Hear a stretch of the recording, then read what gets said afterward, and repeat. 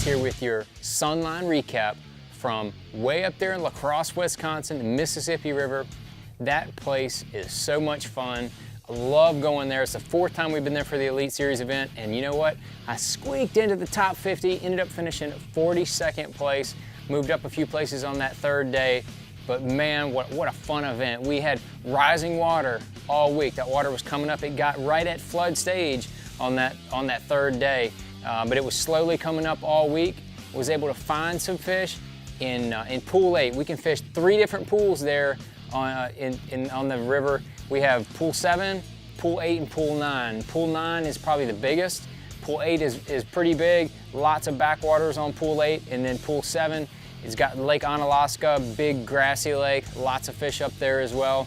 But ended up fishing in Pool 8 this event. I have fished in all 3 pools and different times when we've been there, but the old trusty Spro Bronze Eye 65 came through for me again. This is what I caught the majority of my fish on with the old Cashin John Cruz frog rod, 7 foot. I designed this exactly for fishing like this up there in La Crosse. This is exactly what I designed it for. High speed reel, real good high speed reel so you can make real long casts. 50-pound Sunline braid. This is a new braid that we got coming out here very soon. To keep an eye out for it at iCast. This stuff is awesome. Super smooth, is not real sticky, doesn't have a bunch of fillers in it. Man, it is really, really good casting, really smooth, really strong. But that was the setup for the frog. Caught a ton of fish on that over the course of the event. You know, I never found any of those concentrations of fish that were so I could catch a whole bunch. I had to catch like 1 or 2 in an area, fish around, catch 1 or 2 in another area.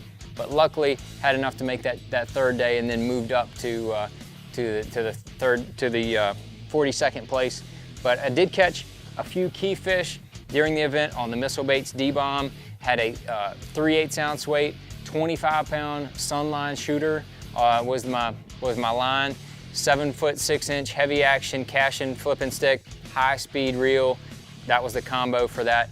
Man, did a lot of flipping and pitching around, especially when those fish would blow up on the smaller patches of duckweed. That kind of was the key for me, is finding areas with duckweed, but not too much. But you need to have just enough of that duckweed kind of pushed into the reeds or pushed into areas, isolated. And if you could find some of those smaller ones and they had blow-ups and they miss, pitch around with the D-Bomb. This was green pumpkin flash, and they'd come back and get it. And then got a little lucky on the 1st day. Had me about 12.5 pounds, which was not very good. After catching a bunch of fish that 1st day, came back close to the launch ramp, had me about 20-30 minutes fishing around a little drop shot with the Missile Baits fuse on it. Sure enough, I caught me a 3-pounder, jumped me up over 13 pounds that 1st day. So I was able to get a nice call there at the end of the day.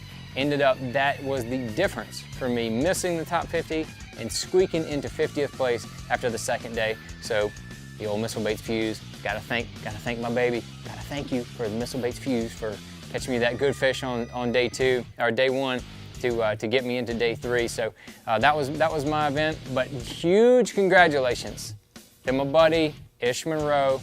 Got the big win. Man, he was up there all week. He was just absolutely crushing them on a frog. And man, I didn't find any kind of areas like he found, but huge congratulations to Ish. I was super happy for him. We did a little celebrating together. So we went straight from there over to Lake Oahe. So stay tuned for the Lake Oahe recap coming out very soon.